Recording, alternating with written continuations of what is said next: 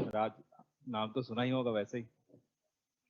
इनका नाम है पीयूष तिवारी, नाम तो आप सुने ही होंगे है ना। और बहुत ही काबिले तारीफ 2019 बैच में डीएसपी में सिलेक्शन और 2020 एग्जाम में डेप्यूटी कलेक्टर में सिलेक्शन। हमारे रायपुर ब्रांच के स्टूडेंट रहे हैं और तिवारी सर जी के रिश्ते में नाती लगते हैं है ना। और बहुत ही बढ़िया सफर रहा इनका तैयारी का। अपनी जितनी भी एक्सपीरियंस है अभी अब हम सभी के साथ शेयर करेंगे। स्कूलिंग, कॉलेज, कोचिंग, सारी बातें आपको बताएंगे। और इसके अलावा और भी जो चीजें हैं एक ऑफिसर्स के लिए, तैयारी करने वाले बच्चों के लिए, वो सारी बातें भी बताएंगे आप सभी को। और बहुत ही ग्रेट अचीवमेंट रहा। लोग एक पोस्ट पाने के लिए तरसते हैं, यहाँ दो दो पोस्ट मिला, वो भी टॉप के पोस्ट, है ना। ठीक है, तो आप सभी के सामने पीयूष तिवारी जी, बढ़िया मस्त स्वागत कीजिए। हाँ।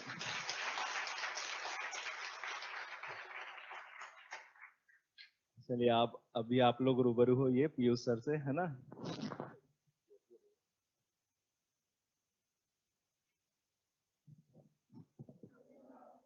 मेरा नाम पीयूष तिवारी है और मैं 2017 का पास आउट हूँ एनआईटी रायपुर से। और फिर 2017 से 19 तक जॉब किया मैंने, और जॉब के साथ साथ प्रिपरेशन चालू कर दी थी और उसमें अटेम्प्ट भी दिया प्री का। लेकिन जॉब के साथ साथ टाइम नहीं दे पा रहा था मैं, तो फिर मुझे लगा कि अब जॉब छोड़ना पड़ेगा। और फिर अगस्त 2019 में मैंने जॉब छोड़ा और तैयारी चालू की। और उसके बाद से ही सीरियसली तैयारी चालू की। और आप लोग जैसे यहाँ पे बैठे हुए, मैं भी रायपुर ब्रांच के स्टूडेंट था। और और मेरी स्ट्रेटजी ये थी कि डेली मुझे क्लास आना था। मैंने कोई भी क्लास नहीं छोड़ी, प्री की हो मेंस की हो। और डेली का डेली मुझे रिवाइज करना था, एक भी दिन रिवीजन मिस नहीं करता था। डेली रिवाइज करता था, हफ्ते में 6 दिन, और संडे के दिन उसको फिर से रिवाइज करता था। और फिर ये हम 15 दिन बाद फिर से रिवाइज करें, फिर एक महीने बाद, तो चीजें अपने आप याद हो जाती है। ठीक है। तो मेरा शेड्यूल ये होता था कि सुबह जैसे 7 से 10 मेरा मेंस का क्लास होता था, और फिर उसके बाद 10:30 से 1 बजे तक प्री का होता था, तो मैं दोनों क्लास करता था। और उसके बाद फिर मैं घर नहीं जाता था, लाइब्रेरी जाता था, खाना खा लिया, उसके बाद फिर 2 बजे से चालू करता था रिवीजन। और उसके बाद लाइब्रेरी में 9-10 बजे तक रहता था। तो उस टाइम पे मैं क्या करता था, डेली जो भी पढ़ाए थे उसको सबसे पहले जो क्लास नोट्स थे उससे पूरा रिवाइज करता था डेली के डेली। और उसके बाद मैं कोशिश करता था मुझे 1-2 घंटे एक्स्ट्रा मिल जाए करके। और उस पर फिर मैं सेल्फ स्टडी करता था, कुछ और एक आध दो सब्जेक्ट टारगेट करता था, वो सब भी पढ़ता था। जैसे कोई भी आप एक सब्जेक्ट पैरेलली चला सकते हैं, तो रिवीजन करने का दो तरीका हो सकता है। या तो पहले जो आपको क्लास में पढ़ा है उसको घर जाके रिवाइज किए, या फिर दूसरा पैरेलली आप चला सकते हो कि एक सब्जेक्ट आप पढ़े, उसके बाद क्लास में जब पढ़ाते हैं तब रिवाइज हो सकता है। तो ये एक स्ट्रेटजी हो सकती है। और ऐसी मेरी चलती रही शेड्यूल। और फिर प्री निकल गया, और उसके बाद मार्च में 1 महीने का मैंने क्लास किया था। और उसके बाद फिर लॉकडाउन लग गया। तो लॉकडाउन में जैसे सबके साथ हुआ, मेरे साथ भी हुआ कि पढ़ाई पूरी तरह छूट गई 2-3 महीने तक। मैं भी सबके तरह रामायण देखने लगा, रामायण तो छोड़ो, शक्तिमान देखने लग गया था तो 2-3 महीना तो पूरा छूट गया था। उसके बाद फिर कोचिंग का यही पे बेनिफिट होता है कि एटलीस्ट आपको फ्लो में ले आते हैं। तो 2-3 महीने पूरा फ्लो छूट गया था मेरा। और उसके बाद फिर जुलाई से जब कोचिंग स्टार्ट हुई तब मेरी वापस पढ़ाई चालू हुई। और फिर सीरियसली पढ़ाई तब चालू हुई जब एग्जाम का डेट आ गया अक्टूबर में। और जैसे ही एग्जाम का डेट आता है फिर अपने आप एफिशिएंसी बढ़ जाती है। और मैं आप सभी को बोलूंगा कि कॉन्फिडेंस बहुत ज्यादा इंपॉर्टेंट है इस जर्नी में। आपको सबसे पहले ये मान के चलना पड़ेगा कि आप इसी बार सेलेक्ट हो रहे हो, इसी बार आपका प्री निकल रहा है, मेंस निकल रहा है, इंटरव्यू। और तभी आप उस चीज के इंटीग्रेटेड तैयारी कर पाओगे। नहीं तो जनरली हम लोग क्या सोचते हैं कि एक बार में प्री निकलेगा, अगले बार में मेंस निकलेगा, फिर इंटरव्यू, ऐसे पंचवर्षीय योजना बना के चलते हैं। तो वो नहीं करना है। हमको इसी बार एकदम सोच के चलना है, और तभी हम तीनों चीजों को एक साथ लेके चलेंगे। जब हम न्यूज़पेपर पढ़ेंगे तब हम उसी हिसाब से पढ़ेंगे कि प्री में ऐसे क्वेश्चंस आते हैं, मेंस में ऐसे क्वेश्चंस आते हैं, इंटरव्यू में ऐसे क्वेश्चंस आते हैं। तो सारी चीजें एक साथ करनी। और और कॉन्फिडेंस का ऐसा है कि जैसे कि हमें किसी और पे विश्वास कैसे होता है, अगर कोई हमें कुछ वादा करता है कि मैं ये चीज कर दूंगा, और वो जब कर देता है तो हमें उस पर विश्वास होता है कि हाँ भाई ये जो बोलता है करता है। तो वैसे ही हमें आत्मविश्वास कब आता है अपने आप पे, जब हम अपने आप से जो वादा करते हैं उसे जब निभाते हैं। तो दीक्षित सर भी वही चीज बोलते हैं कि आप दुनिया को कितना भी धोखा दे दो, लेकिन अपने आप को कभी धोखा मत देना। अपने आप से हमेशा वही वादा करना जो आप निभा सकते हैं। और जैसे आपको 8 घंटा पढ़ना है, आप 8 घंटे का टारगेट बनाइए, और टारगेट वो बनाइए जो प्रैक्टिकल हो, या फिर दूसरा आप जो टारगेट बना दिए उसको कैसे भी करके अचीव करना है। और जैसे आप सुबह 8 बजे उठते हो, तो आप टारगेट ऐसा बनाओ कि 6 बजे उठते हैं, 7 बजे, आप अचानक 4 बजे टारगेट बना दो, तो आप उसको मिस कर दोगे। और उसके बाद क्या होता है कि हमारे सबकॉन्शियस माइंड में एक इमेज बन जाती है कि ये तो झूठा आदमी है। उसके बाद जब हम नेक्स्ट टारगेट बनाते हैं तो मन में ये आता है कि पहले भी तो 2-3 टारगेट मिस कर चुका है, अगले बार कौन सा उठने वाला है। उसके बाद फिर हम अपने आप वो टारगेट अचीव नहीं कर पाते हैं। तो अपने आप को एक आत्मविश्वास जगाइए, आप जो भी टारगेट कर रहे हो उसको फुलफिल करिए। और कोई भी टारगेट बनाने का मैनेजमेंट का प्रिंसिपल है कि उसमें 5 चीजें होनी चाहिए, उसको स्मार्ट से बताते हैं। पहला होता है एस। एस में क्या होता है? स्पेसिफिक। आपका टारगेट एकदम स्पेसिफिक होना है कि मुझे इस टाइम पे ये चीज करनी है। जैसे ये नहीं कि बहुत पढ़ना है, नहीं, एकदम मुझे ये पढ़ना है इतने टाइम में। एस हो गया। मेजरेबल, एम से, कि आप ये देख पाओ कि मैंने ये टारगेट बनाया था उसमें इतना अचीव किया, मेजरेबल। थर्ड होता है अचीवेबल। ये सबसे इंपॉर्टेंट है कि जैसे फॉर एग्जाम्पल आप 8 घंटा पढ़ते हो, तो आप टारगेट बनाओ कि अगले दिन मुझे 9 घंटा पढ़ना है, तो ये आपके हाथ में है, वो अचीवेबल है। आप थोड़ी लिमिट पुश करोगे, 9 घंटा पढ़ लोगे। लेकिन आप टारगेट ये सेट कर दोगे मुझे अगले दिन 15 घंटा पढ़ना, 14 घंटा, तो आपके मन में ही पहले आ जाएगा कि टारगेट तो ऐसे ही अचीव नहीं होने वाला है। तो आप जो 8 घंटा पढ़ते थे हो सकता है 5 ही 6 घंटे में थक जाओ। तो इसलिए हमेशा प्रैक्टिकल टारगेट बचाओ। और उसके बाद आर से होता है रियलिस्टिक, जो रियल टारगेट हो। और फिर टाइम बाउंड, टी से। तो आप डिसाइड कर लीजिए कि टाइम बाउंड हो कि इतने टाइम के अंदर ये करना है। और कभी भी अपना टारगेट आवर्स में मत बनाना, ठीक है? कि जैसे हम लोग भी पूछते हैं कि इतने घंटे पढ़ना चाहिए, ये पढ़ना चाहिए, वो नहीं, ठीक है? क्योंकि हम लोग जो अवरली टारगेट बनाते हैं तो हमारा टारगेट ये हो जाता है मुझे तो 8 घंटा पढ़ना है, फिर हम लोग बुक उठा पढ़ते रहते हैं, और दिमाग में दुनिया भर की चीजें चलते रहती है कि एग्जाम निकलेगा कि नहीं, ये निकलेगा, और पढ़ते हैं हम लोग 8-10 घंटा, लेकिन एफिशिएंसी कुछ नहीं आती है। तो टारगेट हमेशा सब कंटेंट का बनाइए कि मुझे ये चीजें पढ़नी है इतने टाइम में, और उसका फिर डिटेल टारगेट बनाइए कि 1 घंटे में इतना पढ़ना है, 2 घंटे में इतना पढ़ना है। और उसके बाद आप डेली उसको अचीव करिए कैसे भी करके। अपना मतलब आपको आज जो भी पढ़ा है, आप चाहे दिन रात का 12 बज जाए, 1 बज जाए, लेकिन आपको अचीव करना है। उस टाइम ये मत काउंट करिए इतने घंटे पढ़ना है। और उसके बाद जब अपने टारगेट अचीव करने लगोगे ना, उसके बाद अलग ही कॉन्फिडेंस आता है। जैसे कि अभी मेंस का एग्जाम था मार्च में, तो मेरा ये टारगेट था कि मुझे 1 महीने में पूरा सिलेबस 2 बार कंप्लीट करना है, मेंस का 7 पेपर। तो उसके लिए मैंने जी जान लगा दिया, जो बन पड़ा किया मैंने। पहला ये था कि 21 दिन में 7 या 21 सब्जेक्ट होता है, तो 21 दिन में मुझे सारे सब्जेक्ट पढ़ना है। और उसके बाद फिर 7 दिन में 7 पेपर पढ़ना है, ऐसा मेरा टारगेट था। तो वो जब टारगेट बनाया तो ऐसा था कि एक भी दिन मिस नहीं करना है। उसके लिए मैं सुबह से लेकर रात तक पढ़ता था, कुछ नहीं पता कि कितने घंटे पढ़ रहा हूँ, क्या पढ़ रहा हूँ। बस नहाने के लिए ब्रेक तो होता था, और खाने के लिए सोने के लिए, इवन खाने के लिए भी कोई ब्रेक नहीं होता था, मम्मी अपने हाथ से खाना खिलाती थी, ठीक है? तो जो टारगेट आप बना लिए उसको कैसे भी करके अचीव करना है। और उसके बाद अचीव नहीं होता है तो अपने आप को पनिश करना है। अगर मेरे से कभी टारगेट छूट जाता था तो मैं अपने आप को पनिश करता था कि ये सब्जेक्ट अब मुझसे छूट गया, अभी मुझे पढ़ने को दोबारा नहीं मिलेगा। ये नहीं कि उसको एक्सटेंड करता था। मैं दूसरा सब्जेक्ट जब पढ़ता था, फिर मुझे यह था कि यहाँ पे मुझे जल्दी खत्म करना है, और यहाँ से टाइम बचा के वो जो छूट गया था उसको कंप्लीट करना है। तो टाइम एक मतलब टाइम मैनेजमेंट होना चाहिए। आप जो डिसाइड कर लिए उसको किसी भी सूरत में कंप्लीट करना है। और एकदम स्मॉल स्मॉल टारगेट, जैसे था कि 3 घंटे में मुझे 100 पेज पढ़ना है, तो 1 घंटे में 30 पेज, फिर 30 पेज को 1 घंटे में पढ़ना है तो 2 मिनट में 1 पेज। इतना डिटेल्ड होता था मेरा टारगेट। सामने घड़ी होता था, और एक एक पेज एकदम मुझे वो था कि एक भी पेज मिस नहीं होना चाहिए, और उसी टारगेट में करना है। इवन यही चीज मैं एग्जाम हॉल में करता था। 3 घंटे में हर 5-5 मिनट का मेरे पास प्लान होता था, इतने टाइम में इतना क्वेश्चन करना है। और क्योंकि मैं शॉर्ट टारगेट, जिंदगी में भी याद करना, आप कभी जब शॉर्ट टारगेट मिस नहीं करोगे ना, आप लॉन्ग टारगेट में कभी फेल नहीं होगे। हम गलती वही करते हैं, टारगेट बहुत लॉन्ग टर्म बना लेते हैं। टारगेट छोटे छोटे बनाइए और उसको अचीव करिए। और ये था कि जैसे कि मैं घर में था या जो भी था, तो मैंने सारी चीजें छोड़ दी थी जनरली। कि रायपुर में मेरे बहुत सारे रिलेटिव्स रहते हैं, और मैं उसी टाइम पे जॉब छोड़ के आया था, तो बहुत लोगों का यही बोलना होता था कि बहुत बड़ी गलती कर दी, ये कर दी। तो मैं ये मौका किसी को देना ही नहीं चाहता था बोलने का, इसलिए मैं रायपुर शिफ्ट हो गया, ठीक है? और कोई फैमिली फंक्शन अटेंड नहीं करता था, तो डिस्ट्रैक्शन भी नहीं होता था, और ज्यादा फ्रेंड्स भी नहीं थे, और सिर्फ पढ़ाई करता था घर में भी। तो जॉन एलिया का एक शेर भी है कि तुम जब भी आओगे मुझे तन्हा ही पाओगे, मेरी जिंदगी में तन्हाई के सिवा कुछ भी नहीं। मेरे कमरे को सजाने की तमन्ना है तुम्हें, मेरे कमरों में किताबों की सिवा कुछ भी नहीं। तो ये मेरी लाइफ थी। और और उसी मेहनत का नतीजा है कि आज दोनों पोस्ट है जो हम ड्रीम करते हैं कि डीएसपी और डीसी दोनों जो टॉप के पोस्ट होते हैं अब हमारे सामने है। मतलब पीएससी डिसाइड नहीं करेगा रैंक के हिसाब से कि हमें क्या चाहिए, अब हम डिसाइड करेंगे कि हमको कौन सा पोस्ट लेना है।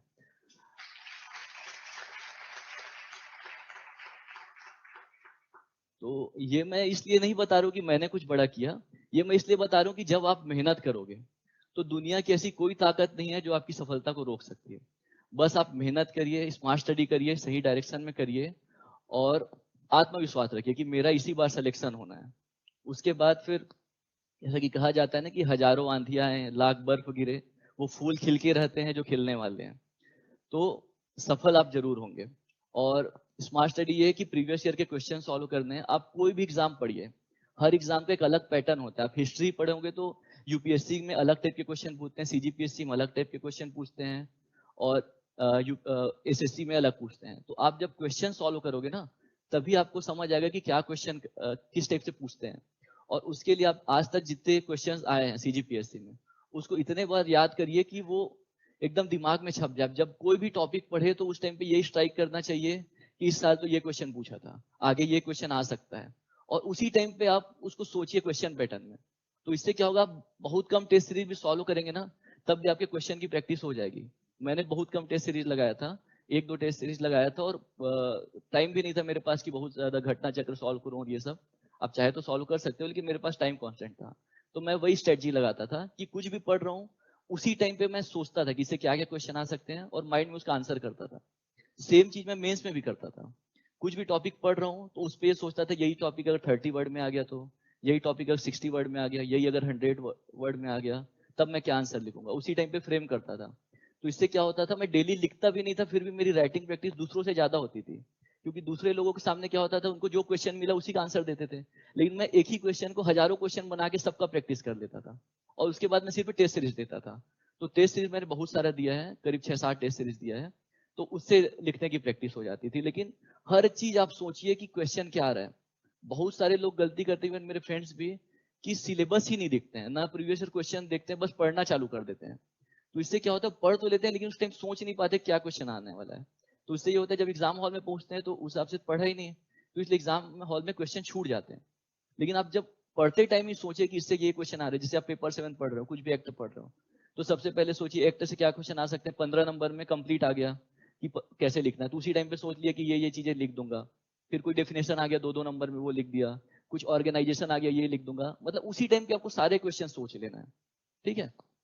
और जैसे कि प्रीवियस ईयर क्वेश्चन तो मेरे लिए एकदम इंपॉर्टेंट था। मैं जब भी पढ़ता था, एक बुक रहती थी मेरे पास जिसमें प्रीवियस ईयर के सारे क्वेश्चन होते थे, सिलेबस होते थे। और जब भी पढ़ना चालू करता था हर बार वो क्वेश्चन देखता था ताकि वो क्वेश्चन ही याद हो गए। ठीक है। और उसमें हम लोग गलती वही करते हैं, कई बार हम लोग आंसर रटने की कोशिश करते हैं कि इससे ये आंसर आया था। तो आंसर रटने पे फोकस मत करिए, वो तो आप जब पढ़ेंगे तो आपको पता चल ही जाएगा। आप उस क्वेश्चन को रटने की कोशिश करिए कि ये क्वेश्चन आया था तो आगे क्या आ सकता है। जैसे कि फॉर एग्जाम्पल अकबर की कभी सामाजिक नीति आई है तो कभी किसी और का पूछ सकता है, कभी अंग्रेजों की सामाजिक नीति पूछ सकता है, कभी गुप्त काल में पूछ सकता है। इस पैटर्न में सोचिए आप कि क्या क्या क्वेश्चन आ सकता है। ठीक है।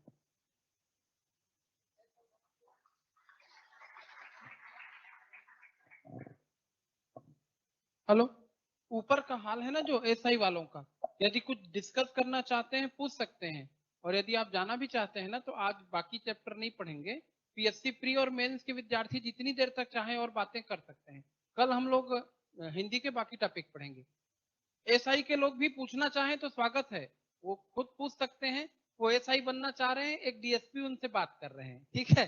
और यदि वो राजस्व में जाना चाह रहे हैं तो एक डिप्टी कलेक्टर उनसे बात कर रहे हैं।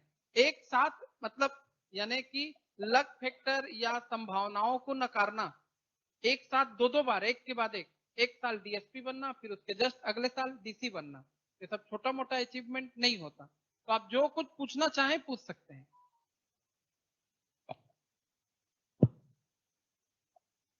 नीचे भी पूछना चाहें, आपकी इच्छा।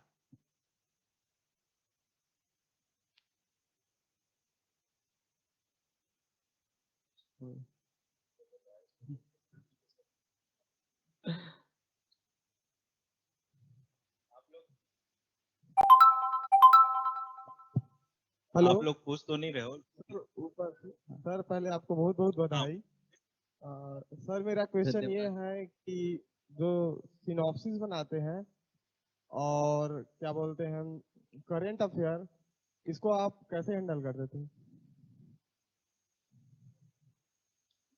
करेंट अफेयर का ना, तो करेंट अफेयर करंट का मैं नोट्स तो अफेयर्स नहीं और बनाता क्या आप सिनॉप्सिस बनाते थे सर? था। सिनॉप्सिस तो पहले करंट अफेयर का बता देता हूँ। करंट अफेयर में 3 टाइम पढ़ता था। तो सबसे पहला होता था न्यूज़पेपर, डेली पढ़ता था। तो न्यूज़पेपर के लिए मैं कभी भी एक्स्ट्रा टाइम नहीं देता था। जैसे मैं क्लास में हूँ, सुबह एक न्यूज़पेपर लेके आता था, और जब भी दो क्लास के बीच में 5 मिनट का गैप मिला, या कभी कुछ कारण से क्लास लेट हुआ, मैं उस टाइम पे पढ़ते रहता था। और मेरी कोशिश ये होती थी 1 बजे जब मैं क्लास से निकलूं तो न्यूज़पेपर मेरा कंप्लीट हो चुका होता था। ठीक है। और उसके बाद फिर मैं डेली वीडियो देखता था करंट अफेयर का। तो वो भी अलग से टाइम नहीं देता था। जब खाना खाते रहता था उस टाइम पे ईयरफोन लगा लिया और वीडियो देखते रहता था, तो वो हो जाता था। और नोट्स उस टाइम पे नहीं बनाता था, क्योंकि जनवरी में जब मैगजीन आती है जो भी, वो सारी टॉपिक कवर कर लेती है। तो अलग से नोट्स बनाने की जरूरत नहीं है। बस क्या है, 2 बार चीजें हमारे दिमाग में आ जाती, किसी का नाम है वो एक बार न्यूज़पेपर में आ गई, एक बार वीडियो में आ गई, तो चीजें याद रह जाती। उसके बाद बस हमको लास्ट टाइम रिवाइज करना है जो मैगजीन आती है उससे। तो ये हो गया। और सिनॉप्सिस का ये है कि सिनॉप्सिस तो बनाते हैं बहुत लोग और सभी सजेस्ट करते हैं। तो वो अपनी पर्सनैलिटी के अकॉर्डिंग देखना है कि आप लास्ट में रिवाइज कर पाते हो कि नहीं। तो मेरी एक बहुत बुरी आदत है कि मुझसे शॉर्टकट नहीं हो पाता है। कि मेरा ये रहता है कि मैंने साल भर अच्छे से पढ़ा है, तो लास्ट टाइम भी मैं पूरा पढ़ के जाऊंगा। और उसके लिए दिन रात एक करना पड़े कुछ भी, मैं पूरा पढ़ के जाऊंगा। और दूसरी दिक्कत क्या होती है कि एक पिक्चोरियल मेमोरी हो जाती है। जैसे कि कोई चीज हम एक ही पेपर से बार बार पढ़ते हैं, तो एग्जाम हॉल में वो पेज हमको याद आता है। जैसे कि सोशल साइंस में एक ही नोट से पढ़ा था सर के, तो वो जब भी मैं याद करता हूँ कि ये वैज्ञानिक अध्ययन क्यों है, तो मुझे वो पेज नजर आता है कि राइट साइड पेज था जिसमें फर्स्ट सेकंड ये था। तो ये चीज होती है। और जब हम शॉर्ट नोट्स बनाते हैं तो क्या होता है कि वो शॉर्ट नोट्स की चीजें याद आती है, तो हम एग्जाम हॉल में कंफ्यूज हो जाते हैं, दोनों में किसी का याद नहीं आता। तो इसलिए मेरी कोशिश ये रहती है कि मैं पूरा याद करके जाऊँ। लेकिन यही है कि आपको अगर शॉर्ट नोट्स नहीं बनाओगे तो एक्स्ट्रा एफर्ट मारना पड़ेगा, कि दिन में आप 15 घंटे पढ़ रहे हो, 16 घंटे। तो ये है, तो वो आपको डिसाइड करना है कि अगर आप वो कर पाओगे कि नहीं। अगर नहीं कर पाते हो तो शॉर्ट नोट्स तो बेस्ट है, कि आप 1-2 घंटे में जो एग्जाम हॉल से पहले पूरी चीजें रिवाइज कर लो। Thank you sir.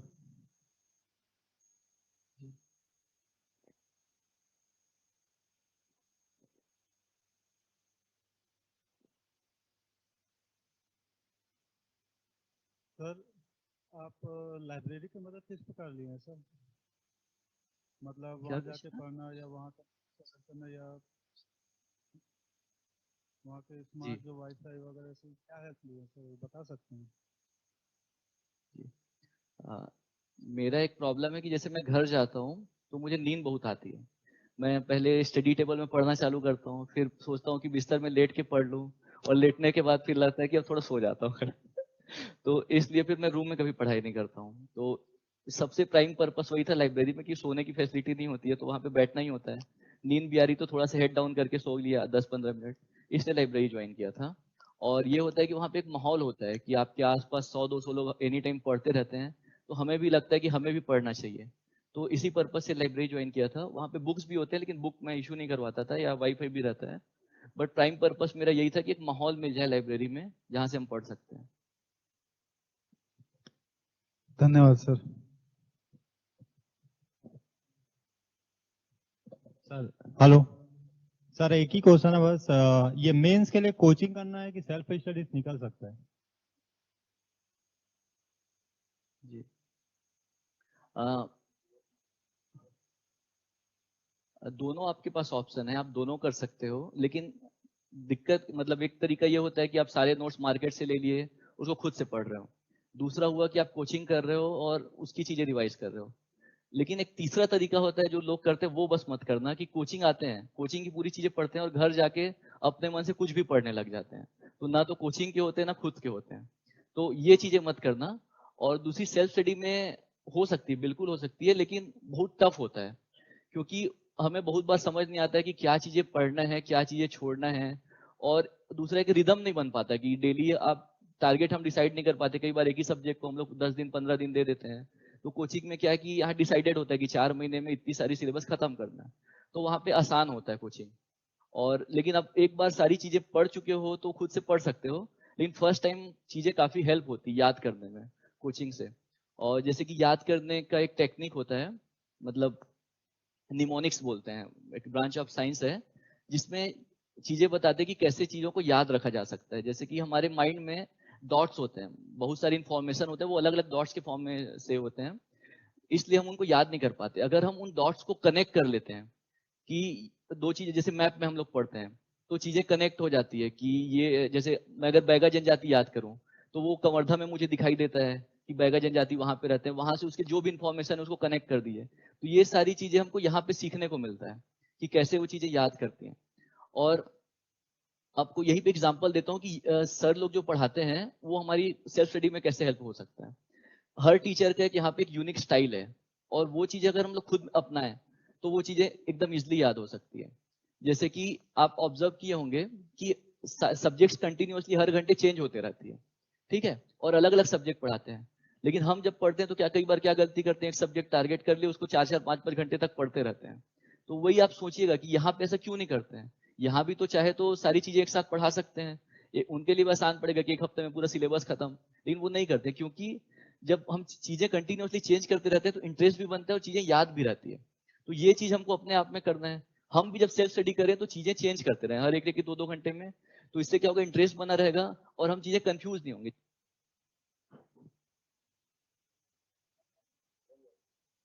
हेलो, जैसे हम जनजाति पढ़ रहे हैं और कभी कभी हम गलती से टारगेट डिसाइड कर देते हैं कि 2 दिन में पूरी जनजाति खत्म करना है, तो पढ़ तो लेते हैं लेकिन याद ही नहीं आता, ये जनजाति को उससे कंफ्यूज होते हैं, उससे कंफ्यूज होते हैं। लेकिन आप वही चीजों को कंबाइन करिए कि जनजाति को कंबाइन करिए पॉलिटी से, तो आप संविधान के आर्टिकल से कभी जनजाति को कंफ्यूज नहीं करेंगे। उस टाइम पे पढ़ रहे हैं, रिवर्स पढ़ रहे हैं, फिर इंडियन ज्योग्राफी, तो वो चीजें अलग अलग रहेंगी तो आप कंफ्यूज नहीं होंगे। तो सेल्फ स्टडी में ये चीज ध्यान रखिएगा कि आप भी कंटिन्यूसली सब्जेक्ट चेंज करते रहिए। एक टेक्निक ये हो गई। अब दूसरा, जैसा पटेल सर का टेक्निक है कि वो हर चीज को मैप में पढ़ाते हैं, तो वो आप कोशिश करिए कि हर चीज को, जो छत्तीसगढ़ ज्योग्राफी या इंडियन ज्योग्राफी, वहां पे बहुत हेल्प होती है कि हर चीज को मैप में करें। और दूसरा, सर बार बार बोलते हैं कि रिवाइज नहीं करना है, रिमाइंड करना है। तो अपना एक नोट्स बनाइए जिसमें ऐसा बनाए कि अब उसमें पूरी चीज ना लिखा हो, और जब आप उसको पढ़े तो रिमाइंड करने की कोशिश करिए। ठीक है, ये एक टेक्निक हो गया। दूसरा टेक्निक होता है तिवारी सर का। तिवारी सर क्या करते हैं, सब्जेक्ट को कई बार काफी इंटरेस्टिंग फैक्ट्स बताते हैं सब्जेक्ट से रिलेटेड, तो वो चीजें याद हो जाती है। जैसे कि कभी अलाउद्दीन खिलजी के बारे में बताया, अकबर के बारे में, तो कभी कभी उसके बारे में काफी इंटरेस्टिंग फैक्ट बता दिए जो कभी सिलेबस से रिलेटेड नहीं है, लेकिन उसके कारण वो चीजें हमें याद हो जाती है। तो ये टेक्निक हम कर सकते हैं कि जो चीजें कभी एकदम टफ लगती है तो उसके बारे में थोड़ी चीजें पढ़ लें तो बहुत आसान हो जाता है। ये एक टेक्निक हो गई। और दूसरा, सर का एक टेक्निक है कि वो एक बार उसको लिखवाएंगे तो ठीक है, उसके बाद उसको बोर्ड में लिखेंगे, फिर वो चीज खुद से बोलते हैं, तो 3 बार हो गया, यहाँ से याद हो जाती है। ठीक है। और फिर दीक्षित सर का क्या टेक्निक है कि वो फ्लो चार्ट के थ्रू पढ़ाते हैं। तो सब मुझसे पूछते हैं कि मेंस का नोट्स कैसे बनाना चाहिए, तो सर का बेस्ट एग्जांपल है। सर जैसा नोट्स बनाते हैं ना फ्लो चार्ट के थ्रू, हमको भी नोट्स वैसे ही बनाना है। हम लोग गलती क्या करते हैं, बुक में जैसा रहता है पैराग्राफ फॉर्म, उसी पैराग्राफ फॉर्म में लिख देते हैं, तो एक किताब और तैयार हो जाती है। वो नहीं करना है, एकदम पॉइंट पॉइंट में चीजें और फ्लो चार्ट और डायग्राम के थ्रू बनाना है जो देखने में एकदम चीजें याद हो जाए। और कुछ कुछ सर ट्रिक्स बता के पढ़ाते हैं, जैसे कि 243 का बी से विघटन, तो गठन याद हो गया, सी से संरचना, ऐसी कुछ कुछ ट्रिक्स बना के याद करिए खुद से जब पढ़ते हैं।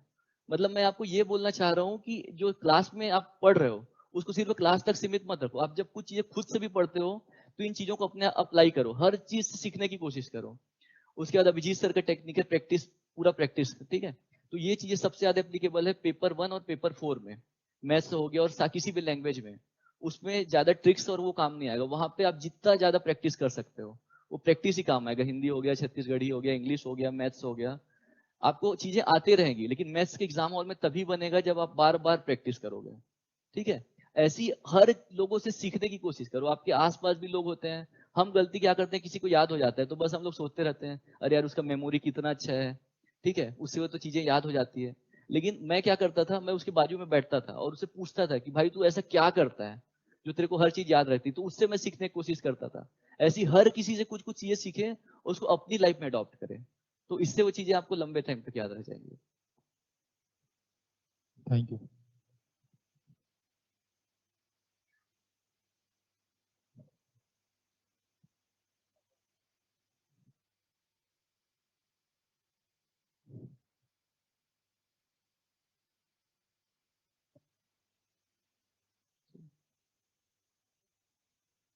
देखिए अचीवमेंट के लिए स्ट्रगल तो लगता है ना, स्ट्रगल लोग करते भी हैं, लेकिन उस स्ट्रगल को अच्छी तरह करने के लिए डेडिकेशन बहुत जरूरी है। जब हमारा कोई पुराना बच्चा सेलेक्ट होके, पुराना बच्चा कहने का मतलब क्लास में पढ़ते थे, फिर एग्जाम के लिए वो एग्जाम दिलाते हैं, तब नए बैच आ जाते हैं, तब हम नए बच्चों को पढ़ाते रहते हैं।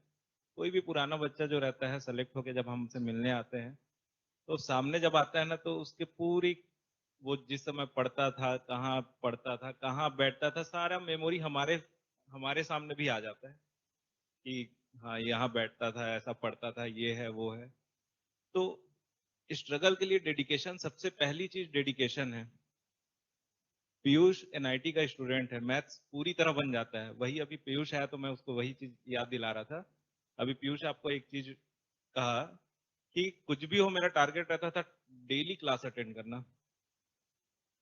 बस अभी आया तो मैं पीयूष को सबसे पहले यही बात याद दिलाया। जब मैं मेरी क्लास चलती थी, मैथ्स पढ़ाता था, चूंकि ब्रिलियंट स्टूडेंट, मैथ्स बन जाता था इससे हर मैथ्स, फिर भी एक भी दिन क्लास मिस नहीं किया और मैथ्स की पूरी क्लास अटेंड करता था। जबकि यहीं पे कोई दूसरे रहते हैं तो जीएस पढ़ते हैं और बन जाता है तो स्किप कर जाते हैं। और अक्सर क्लास में मैं बोलता हूँ, जिस दिन आदमी सोच लिया मेरे से बन जाएगा, समझ लो वहां से वो खत्म होना शुरू, उसका पतन शुरू हो जाता है। तो डेडिकेशन देखो, इनका डेडिकेशन मतलब बनता था फिर भी क्लास में बैठते थे, और यही डेडिकेशन है जो इनके स्ट्रगल को आज सफल किया और आज जिस मुकाम पे पहुंचे कि दो दो पोस्ट है। अभी इसको जो कौन सा पोस्ट ज्वाइन करना है इसे डिसाइड करना है कि नहीं। तो डेडिकेशन बहुत जरूरी है। और सबसे पहले मैंने वही याद दिलाया इसे कि जब क्लास आता था बन जाता था, क्योंकि मैथ्स का स्टूडेंट है, ठीक है, फिर भी हर एक क्लास अटेंड किया, हर एक क्वेश्चन बनाता था। तो वो डेडिकेशन काबिले तारीफ है, इसके अंदर सीखने के लिए वो बहुत अच्छी चीज है। और आप लोग कोई कुछ पूछना चाहेंगे? मेरे एज अ टीचर पीयूष के बारे में मैं बोलूंगा कि इसका सबसे बेहतरीन जो मुझे लगा वही है डेडिकेशन। बनता था फिर भी पढ़ता था। आप लोगों को ये चीज जरूर सीखना चाहिए, जो डेडिकेशन है। हम लगता है ना कि चलो आज एक दिन क्लास नहीं जाएंगे, क्या होता है, हर एक क्लास अटेंड किया है, हर एक क्लास बनता था फिर भी क्लास अटेंड किया है, और उसी का ही नतीजा ये रिजल्ट।